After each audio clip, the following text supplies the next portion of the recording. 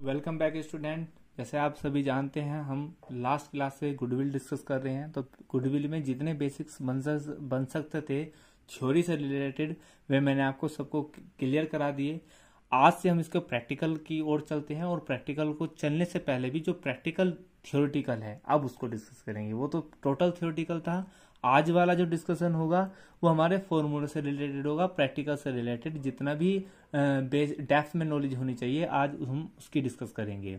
क्योंकि बेटा बेसिकली क्या होता है, जो एग्जामिनेशन होता है उसमें आपकी एडजस्टमेंट आती है और एडजस्टमेंट अगर आप उनको समझोगे नहीं तो आप उनको रट नहीं पाओगे और रट नहीं पाओगे तो पेपर में नहीं कर पाओगे। इसलिए आपको रटना तो अच्छा नहीं होता, आप उनको समझिए और समझ के क्या होगा आप एग्जाम में कर पाएंगे।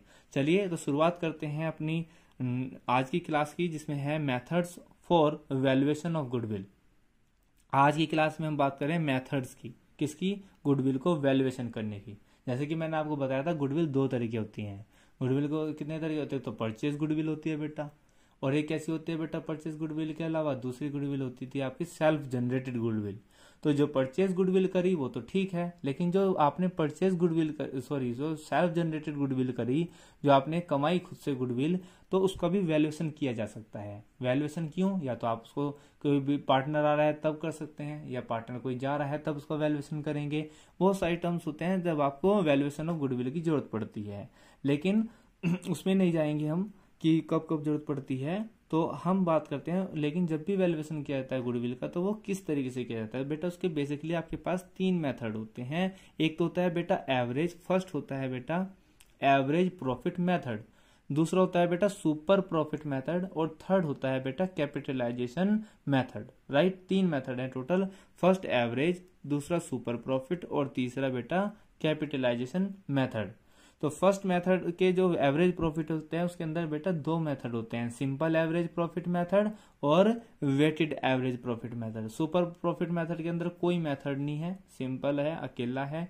और थर्ड आता है बेटा कैपिटलाइजेशन मेथड के अंदर दो आते हैं। तो पहले तो हम कर सकते हैं कैपिटलाइजेशन ऑफ एवरेज प्रॉफिट और कैपिटलाइजेशन ऑफ सुपर प्रॉफिट।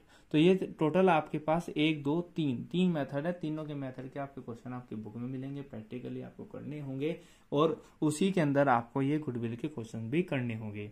ठीक है, चलो अब क्या करते हैं हम इसके बेसिक टर्म्स के बेसिक जितने भी डेप्थ हैं उसको समझते हैं, ताकि हम एडजस्टमेंट को रटे ना बल्कि क्या कर पाए, समझ पाए। देखिए स्टूडेंट, इसमें जरूरत पड़ती है, जैसे आपने पहले ही मेथड देखा, पहले मेथड का नाम है एवरेज प्रॉफिट मेथड। क्या नाम है बेटा? Average profit method. राइट, अब ये एवरेज प्रॉफिट है, यानी कि मेथड को अभी फिलहाल छोड़िए, एवरेज को पकड़िए, एवरेज प्रॉफिट।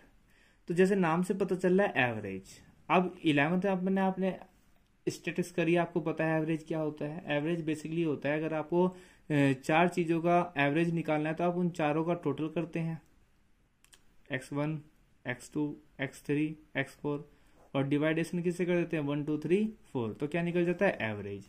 क्लियर है बेटा? इससे तो क्या निकल जाएगा आपका एवरेज। ये तो बात समझ में आ गई।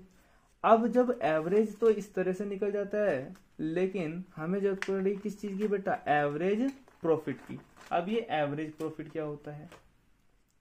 देखो प्रॉफिट आप बहुत अच्छे से जानते हो सर, प्रॉफिट क्या होता है। हाँ जी सर जानते हैं प्रॉफिट क्या होता है। तो हमें निकालना है एवरेज प्रॉफिट।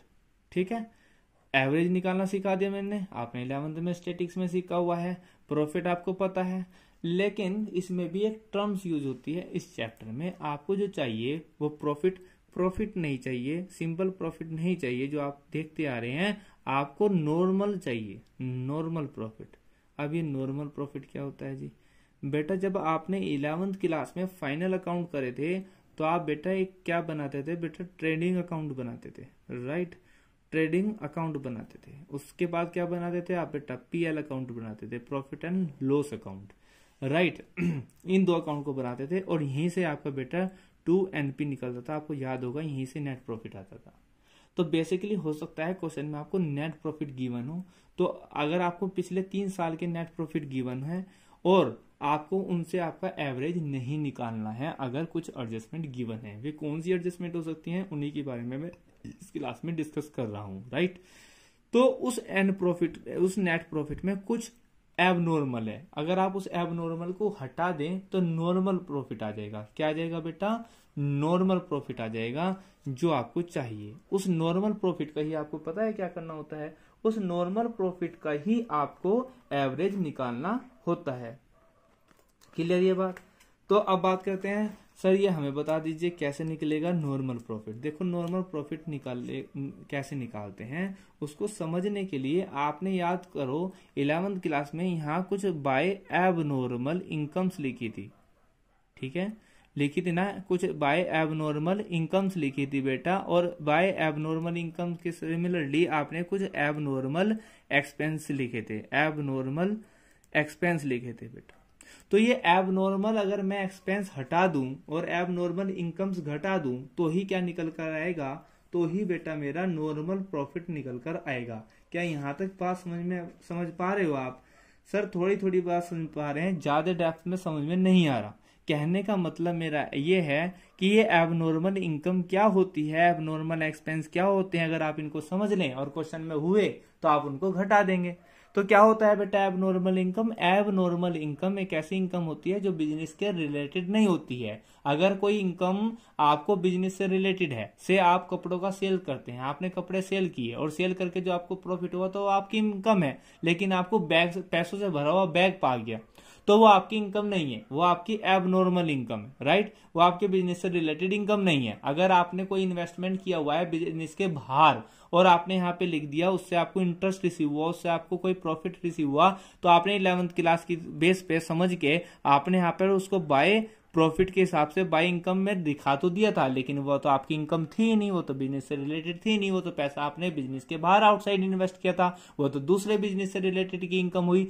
तो आपने उसको क्रेडिट साइड में दिखा तो दिया था, लेकिन वो आपकी बेटा इनकम नहीं है, राइट। तो आपको उसको हटाना पड़ेगा अगर है इस प्रॉफिट में से। एक बात तो ये समझ लीजिए। सिमिलरली कुछ एबनॉर्मल एक्सपेंस या लॉस हो सकते हैं। ये एबनॉर्मल लॉस या एक्सपेंस क्या होते हैं बेटे? ये एबनॉर्मल लॉस या एक्सपेंस वे लॉस हो सकते हैं जो आपके बिजनेस से रिलेटेड नहीं है। जैसे बेटा भूकंप आ गया, अर्थक्वेक आ गया, तो उसके वजह से आपका क्या हुआ, से 50,000 का गुड्स क्या है डिस्ट्रॉय हो गया, 50,000 रुपए का, तो आपने उसको डेबिट में दिखाए तो जरूर प्रॉफिट एंड लॉस के, और उसके वजह से आपका क्या हो रहा होगा बेटा, प्रॉफिट कम हो रहा होगा। लेकिन वो बेटा नॉर्मल एबनॉर्मल लॉस था, वो तो नॉर्मल नहीं था, ठीक है, लेकिन आपने उसको दिखा दिया, तो वो भी आपने कहीं ना कहीं गलत लिखा हुआ है। तो गुडविल को वैल्यूएशन करने के लिए आपको एबनॉर्मल इनकम और एबनॉर्मल लॉसेस हटा देने पड़ते हैं, क्योंकि जिनका सीधा सीधा फर्क कहाँ पर पड़ता है बेटा,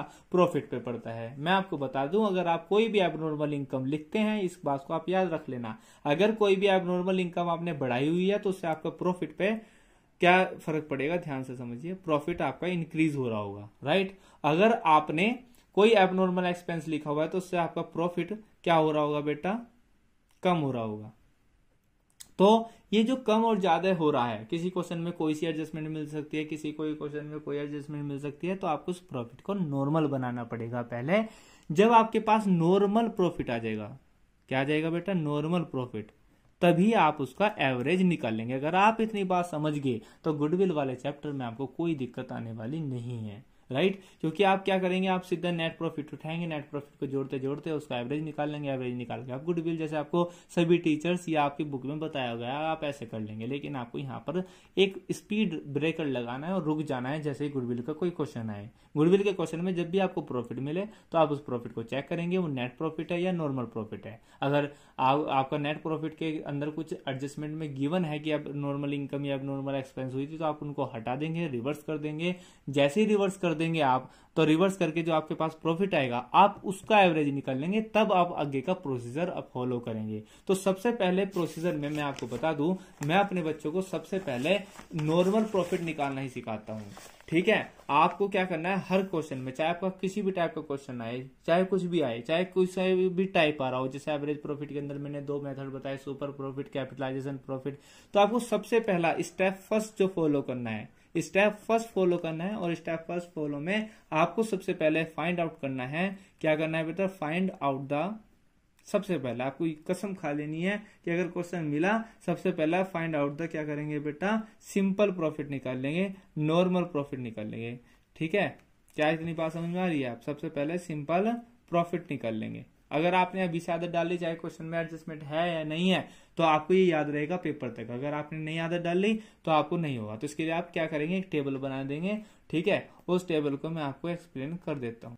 देखिए, तो आपके पास ये टेबल है जो ऑलरेडी बनी हुई है, और ये बात कर रहे हैं हम बेटा एवरेज प्रॉफिट की। ठीक है, मेथड्स ए है हमारा एवरेज प्रॉफिट मेथड में। मैंने आपको बताया सबसे पहले आप क्या निकाल लेंगे, सिंपल एवरेज प्रॉफिट निकाल लेंगे, जिसके अंदर स्टेप फर्स्ट फॉलो करेंगे। स्टेप फर्स्ट फॉलो करने के लिए आपको एक टेबल बनानी होगी। ये कोई फेयर काम नहीं है, वर्किंग नोट है, लेकिन आप करें तो ज्यादा बेहतर है। क्वेश्चन के नीचे कर लें आप। तो सबसे पहले एक टेबल बना लें, उसमें ईयर लिख लें 2010, 2011, 2012। एग्जाम्पल के लिए मान लिया कि ये ईयर गिवन है, हो सकता है जो उनसे भी आपके क्वेश्चन में गिवन हो। और जो नेट प्रॉफिट जो उन्होंने बताया कि 2010 में इतना प्रॉफिट, 2011 में इतना प्रॉफिट, 2012 में प्रॉफिट, उसको लिख लेंगे।